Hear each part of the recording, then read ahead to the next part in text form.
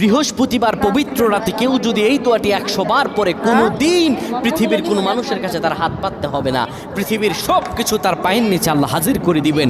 দারিদ্রতা থেকে মুক্তি দান করবেন, বিপদ আপদ থেকে মুক্তি দান করবেন, তার সম্মানকে সুউচ্চতা দান করবেন, অসুস্থতা থেকে দূরে রাখবেন।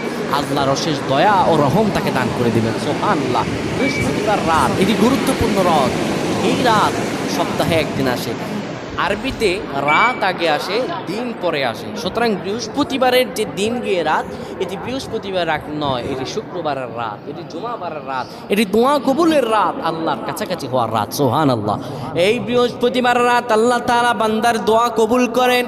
কেউ যদি বৃহস্পতিবার রাতে ঈশা নামাজের পরে পবিত্র হয়ে ইয়া হাইয়ু ইয়া হাইয়ু ইয়া হাইয়ু ইয়া রফিয়ু ইয়া রফিয়ু ইয়া রফিয়ু এই দোয়াগুলো পড়তে পারে 100 বার, আল্লাহ রাব্বুল আলামিন তার